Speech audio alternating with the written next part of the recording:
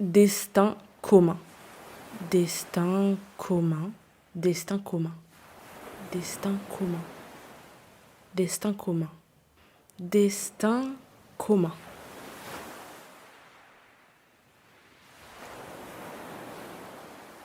Moi, c'est Canel. Je suis née en 1999 à Nouméa, en Kanaki, Nouvelle-Calédonie. Un an après l'accord de Nouméa. Madame, monsieur, bonjour. L'image de la semaine, c'est la poignée de main de trois hommes, Lionel Jospin, Jacques Lafleur et Roch Wamitan. Trois mains croisées qui scellent l'avenir de la Nouvelle-Calédonie vers une plus large autonomie. L'accord de Nouméa, si je dois vous l'expliquer en quelques lignes, c'est un accord signé 10 ans après l'accord de Matignon en 1988. À la suite du violent conflit, ou disons-le, de la guerre civile, qui a opposé les loyalistes, favorables au maintien du territoire dans la République, et les indépendantistes, avec comme point névralgique ce qu'on nomme l'assaut de la grotte d'Ouvéa. 21 personnes tuées, 19 militants indépendantistes kanaks et 2 militaires français. Au-delà des événements, ces cercueils alignés dans une fosse commune creusée dans le corail au bord du Pacifique marqueront durant longtemps la conscience des habitants des îles et de toute la Nouvelle-Calédonie. C'est une affaire qui ne s'oubliera jamais, cela.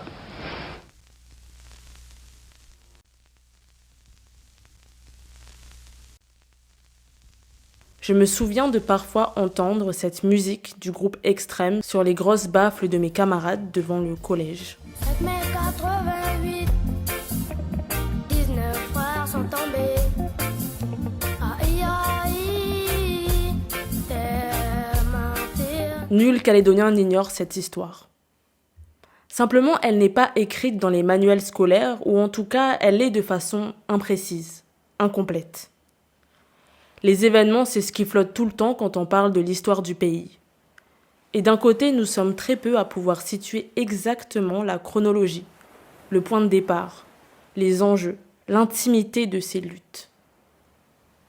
C'est seulement parfois dans la cour de récréation ou dans les foyers, un peu tard le soir, près du feu, que j'en entends parler. C'est parfois un élément de crispation, de tension, de souffrance. Un long silence suit souvent ces confessions, ces souvenirs. C'est une mémoire douloureuse qui est portée différemment selon les communautés, selon les camps politiques. Les événements, c'est toujours raconté de façon binaire. Le méchant, c'est toujours l'autre dans la bouche de celui qui parle. Les événements, c'est cette plaie gigantesque, ce presque mythe fondateur sur lequel on n'a pas encore mis tous les mots. Une omerta. Et en même temps une espèce de consensus post-accord. Finalement un consensus seulement quand on n'en parle pas ensemble. J'ai toujours entendu des plus vieux, souvent d'origine européenne, que c'était mieux avant. Bah ouais. Avant, on vivait tous ensemble, on se mélangeait. Après ça, c'était plus pareil, c'est vraiment dommage. Alors que pour d'autres, les événements n'ont pas été une rupture complète. Parce que pour eux, ça n'a jamais été mieux avant. Non. Certains espaces, certains droits leur étaient refusés, à eux. Les larmes ont fait pousser des fleurs. Le sang a fait grandir nos cœurs. 20 ans qu'on nous reconnaît. 20 ans.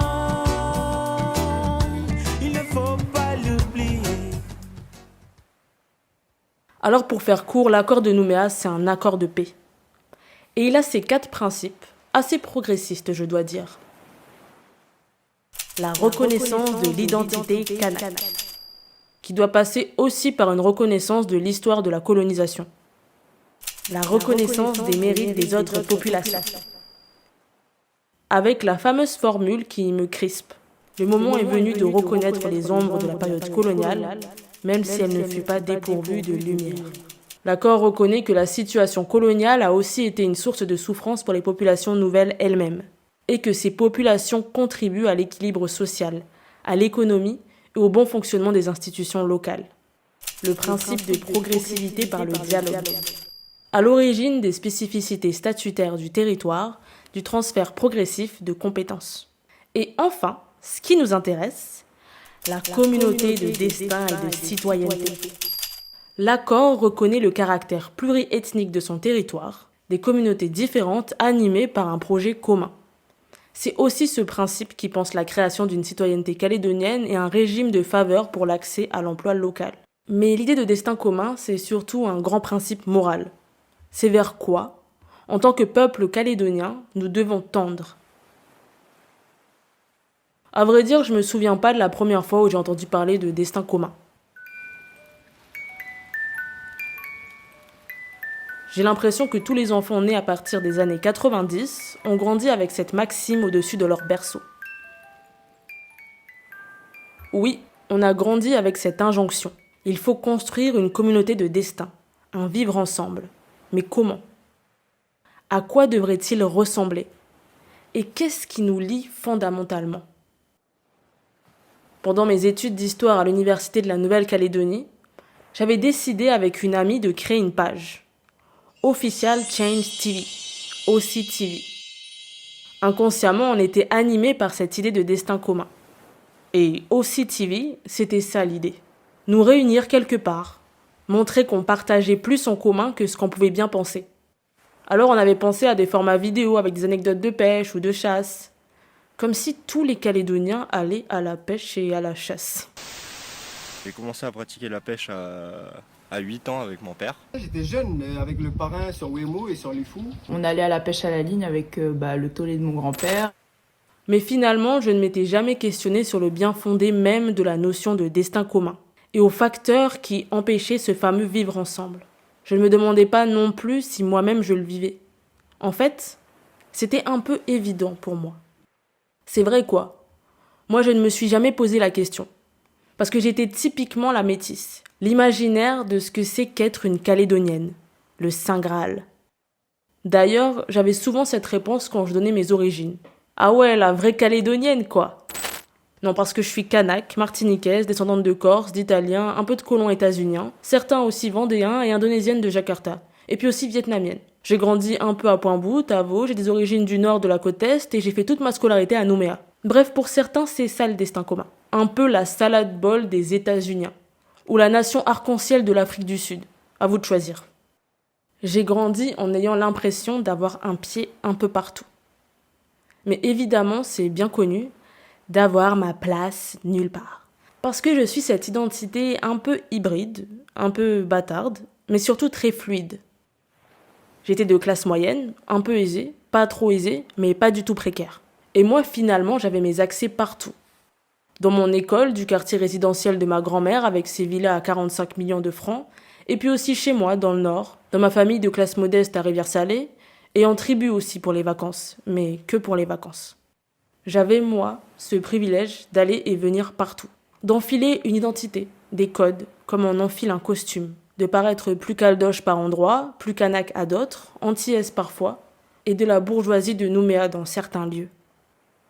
J'ai donc appris à maîtriser différents langages, différents codes sociaux, parce que je le devais, du fait de ma trajectoire de vie, des endroits que j'ai dû fréquenter, pour être reconnue, pour me faire accepter, pour pas faire tache dans le décor. Mais qu'est-ce que ça dit de moi ? Et surtout de mon territoire. Parce que certains n'ont pas ce luxe, de se fondre, de pouvoir aller d'un endroit à un autre sans se faire exclure. De marcher librement, partout, comme chez eux. Je me souviens de la fin de l'année scolaire de 3e. Tous les élèves et surtout beaucoup d'Océaniens, on allait à la plage du Ponton. Avec toutes mes amies, kanak, wallisiennes, tahitiennes, indonésiennes, habillées en baggy, avec des joints de voiture noires en guise de chevillère, nos t-shirts Bob Marley, motifs militaires, vert, jaune, rouge, nous nous empressions de courir jusqu'à la mer. À la fameuse plage de Lansvata, où il y a moins d'un siècle, les Kanaks étaient encore exclus. Je me souviens au passage d'avoir croisé une ancienne amie sino-française, d'un quartier riche de Magenta avec qui j'avais fait du théâtre avant. Nous nous sommes regardés, un peu bouche bée, sans rien dire, sans nous saluer, parce qu'à ce moment-ci, nous étions séparés par une frontière. Je représentais par mon apparence la Kanak, connotée dans l'espace urbain, et elle, la blanche bourgeoise des quartiers sud. Nous n'avions pas du tout le même groupe d'amis et nous n'allions pas au même endroit. Et j'ai senti une honte d'un coup. Je me suis sentie sale, comme quelque chose d'indigne. Dans son regard, j'entendais encore le mot qu'elle avait prononcé des années auparavant. Celui de clinche, clinche pour dire kanak, clinche comme synonyme de clochard. L'instant dura quelques secondes. Et puis avec mes amis, on continua notre course, direction le ponton, juste devant le célèbre hôtel de haut standing, le Royal Terra. Quand on descend les grands escaliers, on doit passer en baissant un peu la tête, malgré nous.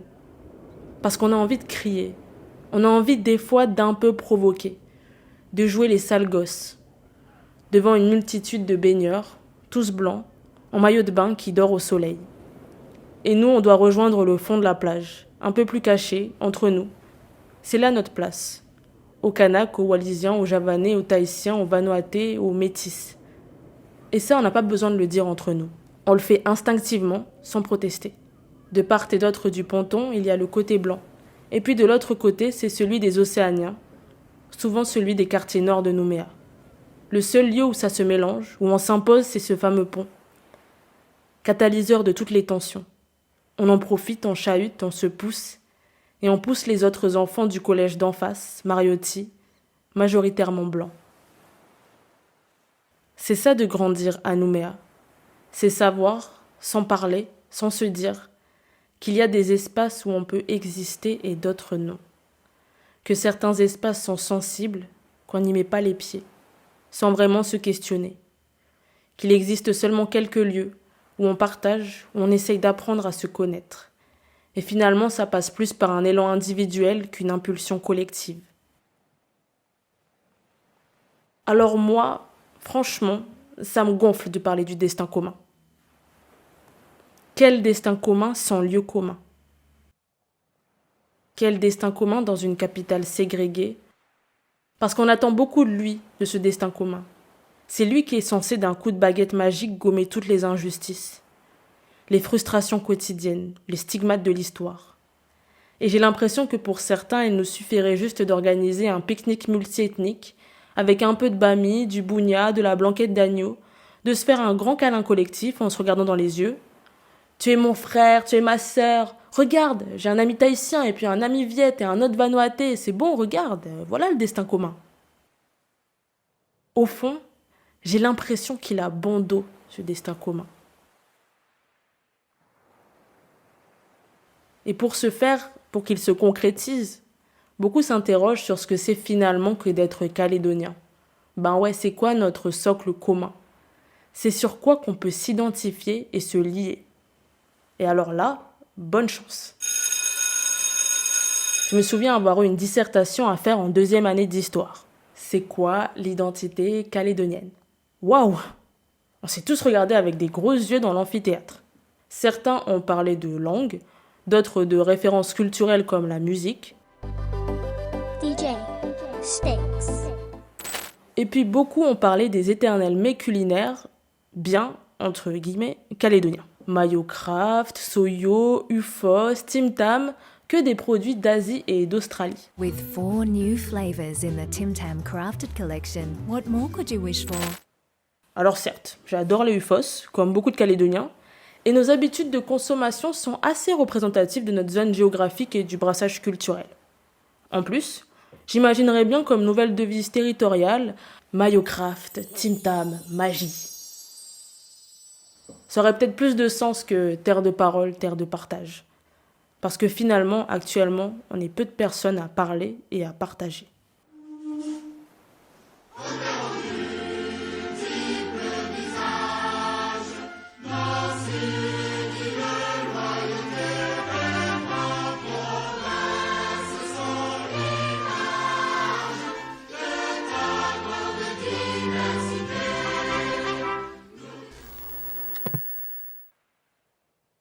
Mais ça montre aussi ça, la limite de ce grand principe. La limite d'imaginer une identité commune. Du nord au sud, de l'est à l'ouest, de l'île des Pins, des îles Loyauté à Bélep, d'une commune à une autre, d'un quartier, d'une maison, on est bien différents.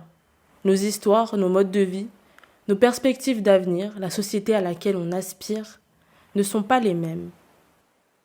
Alors je ne pense pas que de trouver une identité commune, ce sera la clé qui résoudra le malaise. Je ne pense pas que de penser le destin commun comme ça permettra qu'un jour mes enfants aillent se baigner à la plage, sans baisser la tête en avançant jusqu'au fond. Rassembler les récits afin de faire émerger une réflexion et une solidarité collective. Quête, le podcast des ultramarins. J'ai voulu demander à cette génération post-accord, cette génération destin commun, ce qu'elle pensait, elle, de ce grand principe. Dans cet épisode, j'ai interrogé des amis et des connaissances. Ils sont Kanaks, Vanuatais, Indonésiens d'origine européenne, et ils sont venus étudier comme moi en Hexagone, et comme moi, ils ont grandi à Nouméa. Je leur ai demandé ce que le destin commun évoquait pour eux. Comment cette jeunesse, qui a grandi à la capitale, a-t-elle vécu le vivre ensemble ? Ah oui, mais en fait, j'entendais souvent parler de ça, mais c'était surtout en vrai, genre dans les journaux et tout ça, tu vois, dans les canaux officiels, on va dire, tu vois. Mais sinon, dans la vie de tous les jours, non, on peut pas parler de destin commun, enfin, ça ne vient pas à l'esprit. Comme je t'ai dit, quand je vois, tu vois, genre juste à la NAS, 2 minutes à pied de chez moi, donc il y a la différence de maison et tout, je me dis, wow. Mais, et puis tu vois, à la limite, ils se mélangeaient, mais eux, ils se mélangent même pas. Peut-être qu'il y a un projet officiel, il suffit pas de le dire pour qu'il soit vrai. J'ai entendu parler du destin commun, mais jamais en dehors de l'école. Moi, c'est un truc qu'on m'a inculqué, je me souviens en primaire, enfin inculqué c'est un grand mot, on faisait 2-3 cours dessus de 1 heure. On disait qu'il fallait apprendre à vivre avec l'autre, enfin je voyais pas trop la différence avec les cours de catéchisme à la limite. Genre je pense que le sujet était un peu creux, parce que les gens qui nous en parlaient parce qu'il fallait en parler. C'était des mots, une expression qui revenait en permanence, mais qui était malgré tout très flou, très théorique. Et je me souviens qu'on ne présentait jamais de solutions concrètes pour justement vivre ce destin commun. C'était un peu un impératif. Il faut absolument qu'on y arrive, mais comment, ça c'était beaucoup moins clair. Et on ne parlait jamais du passé et de pourquoi aujourd'hui il fallait absolument qu'on construise un destin commun. Franchement, le destin commun, c'était un truc, un slogan, un espèce de slogan qui résonnait un peu derrière soi. Enfin, moi, j'ai l'impression d'avoir grandi avec ce message-là, mais c'est vrai que j'ai jamais su vraiment ce que ça voulait dire. C'était liberté, égalité, fraternité, c'était un peu pareil, quoi. C'était ce genre de slogan, destin commun qu'on entendait quand on était gosse, mais je l'ai jamais eu vraiment de face, ce slogan. J'ai jamais eu à l'interroger, quoi.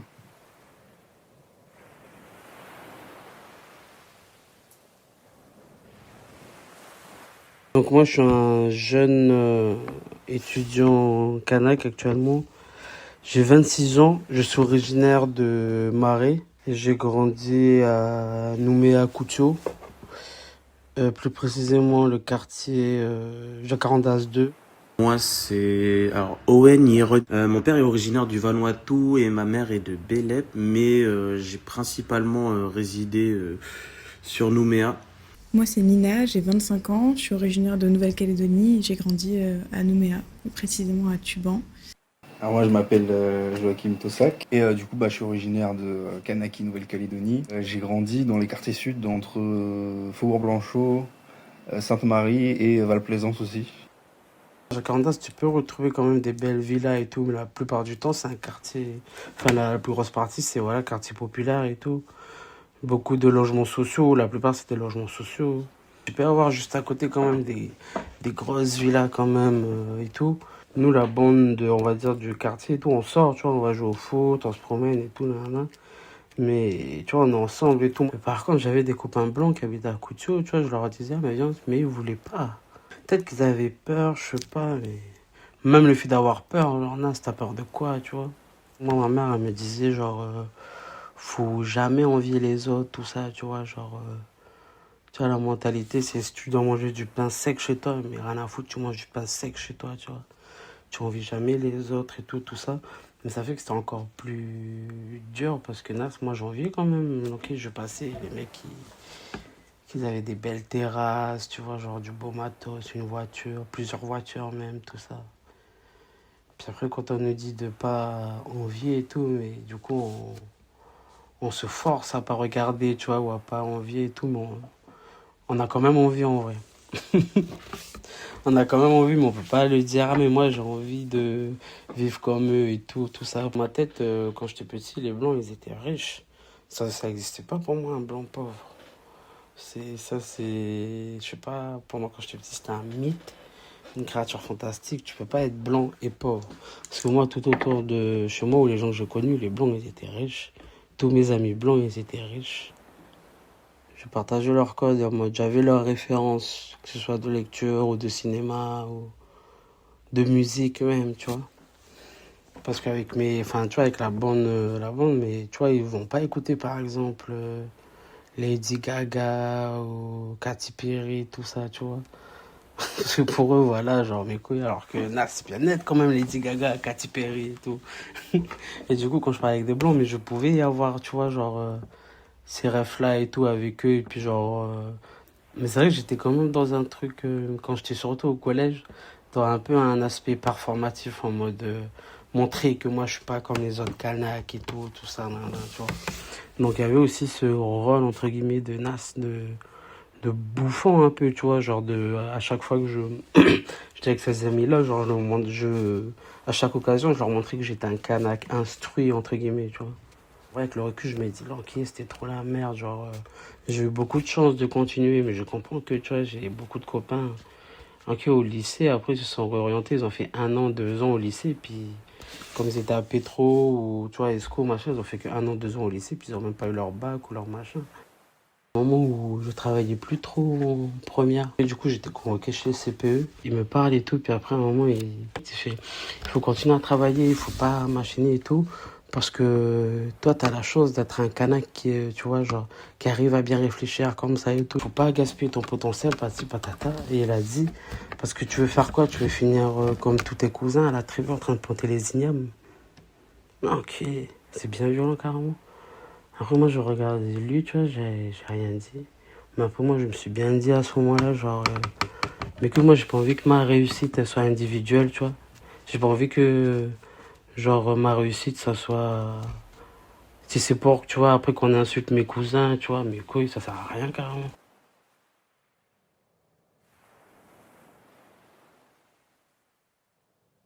Moi, en tout cas, j'ai toujours été assez mélangé, j'ai toujours été au contact de plusieurs ethnies, ça c'est sûr, parce que je suis métisse de base et donc voilà. Mais c'est vrai que dans les écoles dans l'école où j'étais, bah oui, il y avait toujours beaucoup de ethnies européennes, on va dire. Et il y avait toujours au moins, dans chaque groupe, il y avait toujours au moins un Kanak, genre. Et bon, j'étais toujours pote avec celui-là, mais c'était vraiment systématique qu'il y avait vraiment des trucs un peu structurels qui apparaissaient. Et notamment parce que vraiment, avec le recul aussi, on le voit pas quand on est enfant, mais c'est surtout que on voit les grosses inégalités qu'il y a entre les élèves. On est calédonien, on est confronté très tôt au fait qu'il y a plein de communautés, il y a plusieurs communautés. Bah moi, en fait, voilà, je suis javanais, donc en tant que javanais, je pense que c'est l'une des ethnies qui est un peu le plus édulcorée dans tout le monde. Ouais, du coup, j'ai été très tôt dans ma vie en contact avec des Kanaks, avec des Wallisiens, du coup, au contact très vite des clichés qui pouvaient s'en suivre, quoi. En vrai, si je dois parler de crise d'identité, pour dire vrai, elle est apparue déjà au pays, pour moi, en tout cas. Mais je pense que j'étais déjà un peu dans ce sentiment de déracinement chez moi, parce que voilà, je suis javanais, je suis métisse, et donc j'étais un peu déjà un petit peu perdu, je pense. Mais paradoxalement, c'est en partant que je me suis un peu retrouvé. Moi, ce qui m'intéresse, c'est de voir comment Nouméa elle a évolué. Parce que du coup, je disais que c'était ma ville, ma ville natale. J'ai grandi dans les quartiers sud et tout. Et franchement, vraiment, avec le recul, là, pour le coup, je me rends compte que j'aime pas cette ville dans laquelle j'ai grandi. En tout cas, comment elle évolue. Et je vois qu'elle devient de plus en plus, pour le coup, coloniale, enfin, capitaliste en tout cas. Quand j'étais petite, j'avais l'impression de grandir dans un milieu plutôt mixte, avec mes tontons, mes tatas, les amis de mes parents. J'étais pas que dans un milieu majoritairement blanc, mais avec le recul maintenant, je me rends compte que vraiment à l'école, et surtout au collège, il y avait très très peu de personnes racisées autour de moi. Donc le vivre ensemble, en soi, j'avais l'impression que c'était mon quotidien. En tout cas, ça me paraissait une évidence. On parlait énormément de destin commun parce qu'à l'époque, c'était la seule solution, en fait. Comment est-ce qu'on aurait pu vivre autrement qu'en construisant un avenir ensemble? Je me souviens quand je suis arrivée en 6e, au collège Mariotti, il y avait un seul Kanak dans ma classe. Et entre-temps, ma mère était enseignante dans une école à Rivière-Salée. Et en allant la voir, notamment les mercredis après-midi, etc., j'ai vite compris que j'étais pas du tout dans un cadre social qui était la norme en Calédonie. Et je pense que ce qui a vraiment créé un déclic, un tournant, ça a été tout simplement d'en apprendre plus sur l'histoire coloniale du Caillou et les conséquences que ça avait aujourd'hui. La répartition dans les écoles, dans les collèges, de comprendre que tout est lié profondément aux racines coloniales, à l'histoire coloniale du pays. Et ça, évidemment, ça s'est accentué en France parce que en France, personne me demandait d'où je venais. C'était évident que j'étais française, sauf que moi, je me sentais pas française et j'avais ce truc de c'est pas parce que je suis blanche que je suis comme vous. Alors qu'en fait, fondamentalement, si, hein, c'est pas parce que t'es né en Calédonie que quelque chose t'est dû et que tu galères plus que les autres. Enfin, en tout cas, pas quand t'es comme moi, blanc, et que tu viens d'un milieu bourgeois. Clairement.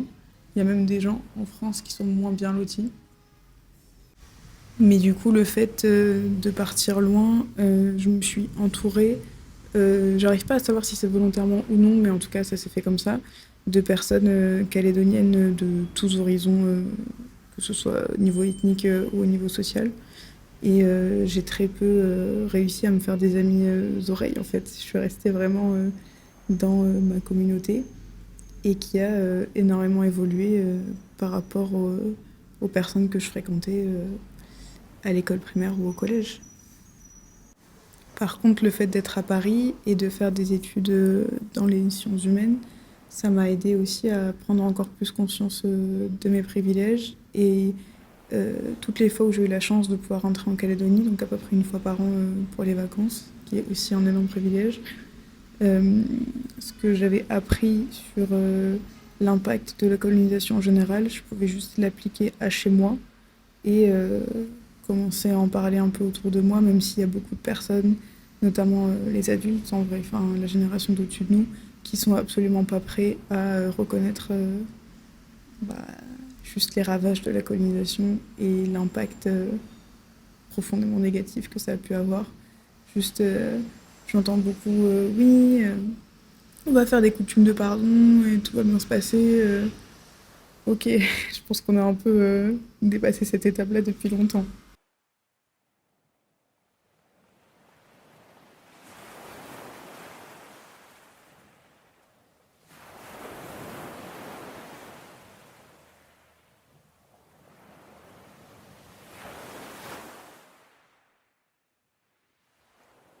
Je me souviens de mes parents, les seules fois où je les voyais discuter avec des communautés de l'autre côté du spectre, entre guillemets, c'est justement à cause des enfants, quoi. C'est parce que les enfants partageaient entre eux que les parents venaient à se parler. Moi, je me souviens que mon meilleur pote, c'était un Javanais, je traînais beaucoup avec tout le monde. Et c'était assez plaisant. Et en fait, le jour où ça a changé, c'est le jour où je suis arrivé au La Pérouse. Alors là, ça a été un choc, mais un choc culturel quasiment. Et du coup, ouais, le fait d'arriver de passer d'une certaine mixité sociale à quasiment une seule ethnie qui représente le La Pérouse. Dans l'organisation de l'espace, tu sens qu'il y a quelque chose qui avait changé. Ma mère m'avait martelé quand j'étais plus jeune que si je voulais réussir, il fallait traîner avec les blancs. Et vraiment, elle me disait faut que tu arrêtes de traîner avec des Kanaks et tout. En fait, traîner avec des Kanaks, ça va te tirer vers le bas. Et ça, c'était pas quelque chose qu'elle disait tous les 6 mois. C'était vraiment un quotidien, en fait. Elle le répétait. J'étais pas forcément d'accord avec cette vision-là parce que je sentais qu'il y avait quelque chose qui allait pas, dans le sens où, ma mère était littéralement Kanak, en fait. Et du coup, le fait de l'entendre parler des Kanaks comme ça faisait bizarre. Et en fait, je sentais qu'il y avait quelque chose qui allait pas. Faut pas traîner avec eux parce que voilà, la jalousie, les trucs comme ça, c'est tout le temps. Les blancs, eux, tu vois, eux peut-être qu'ils sont un peu individualistes, mais eux ils ont la recette pour. Enfin bref, c'était des discours comme ça à longueur de journée. Et ça, je me souviens depuis que j'étais en primaire. Ça voulait dire quoi en soi? Ça voulait dire que par exemple pendant les mariages coutumiers, je devais pas traîner avec eux. C'est un discours colonial qui a été ancré, quoi. Ça, je l'ai compris bien après. Mais bon, quand t'es petit, et c'est là que la dissonance cognitive se fait. C'est que quand elle rencontrait mes amis Kanak ou autres, elle avait aucun mal avec. Elle parlait des Kanaks d'un peuple lointain, en fait, alors que c'était littéralement, enfin voilà, je vois mal en quoi un gosse de 12 ans va m'entraîner dans ma chute. Enfin, on a toujours cette idée reçue comme quoi les blancs réussissent mieux que tout le monde. On a fini par ancrer qu'en fait c'était quelque chose qui était lié à l'origine, quoi. C'est vraiment juste une question d'environnement social. Et le fait qu'une ethnie, en l'occurrence les blancs, mais je dis les blancs, mais c'est très large, ait un meilleur accès à certains soins, à une certaine éducation ou même à certaines relations. En fait, c'est ça que j'ai appris un peu à conscientiser et à le voir au mieux, parce qu'avant, on avait un peu l'impression que les blancs, c'était littéralement des surhommes, quoi. Comment on nous les présentait, en tout cas, c'était un peu comme ça, quoi. Je pense que c'est un peu cette image du blanc qui est meilleur que tout le monde qui a participé un peu à alimenter des rancunes envers eux, alors qu'au final, il y a des explications qui sont beaucoup plus rationnelles, quoi. Des questions d'identité, j'en ai eu plusieurs et sur plusieurs plans, parce que du coup, mon père était du Vanuatu et ma mère était de Nouvelle-Calédonie. Du coup, même si ça se voyait pas parce que au fond je restais un Mélanésien, il y avait quand même des questions de métissage, c'est-à-dire que est-ce que j'étais plus Vanuatais, est-ce que j'étais plus Kanak. La famille de ma mère n'a jamais vraiment accepté mon père, quoi. Parce que oui, du coup, on parle souvent du racisme, mais il y a aussi beaucoup de racisme entre les communautés locales, hein. La plus grande question qui était vital pour moi à l'époque, c'était la question de légitimité. En fait, je me disais, est-ce que je peux parler du Vanuatu comme ci, comme ça? Parce que pourtant, j'y étais, hein, j'y avais vécu, je passais des vacances là-bas, je connaissais ma famille et tout. Mais il y avait toujours une question de légitimité. Est-ce que moi, je pouvais parler de ça alors que je vivais pas là-bas? Est-ce que, vu que je parle pas aussi bien la langue que je le voudrais, est-ce que je peux parler de ça? Est-ce que je peux dire que je suis Kanak si ça? Et après, c'est des grandes questions. Après, je m'en suis rendu compte, mais que ça a été un sujet qui concernait beaucoup de monde. Et ça, c'est le souci avec le pays, c'est qu'en fait, on a beaucoup de non-dits. On est dans une forme d'omerta de la honte, parce qu'en fait, quand on a honte de quelque chose, on va plutôt chercher à l'enfouir et à le cacher.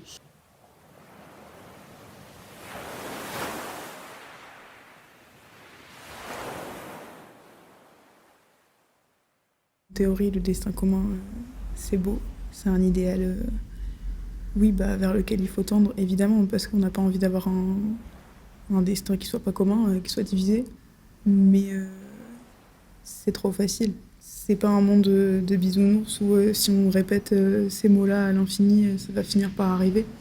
Il faut du travail, il faut une profonde transformation de la société calédonienne.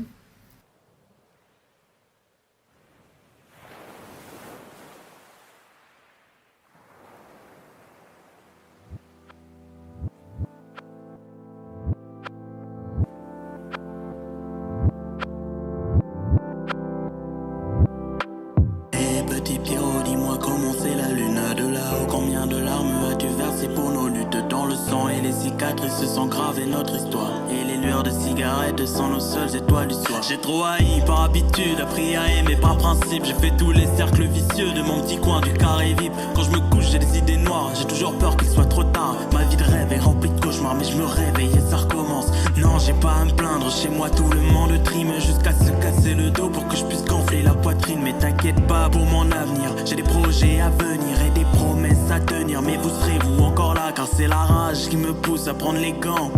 Et malgré l'âge, j'ai pas desserré les dents. Pendant les matchs, j'étais assis sur les bancs, toujours penché sur mes pages à essayer de remplir les blancs. J'y ai pas cru quand on me l'a annoncé hier. On m'a dit que t'étais devenu une étoile filante. On sait tous les deux qu'on parle pas parce qu'on est fiers. Mais fallait quand même que je te le redemande.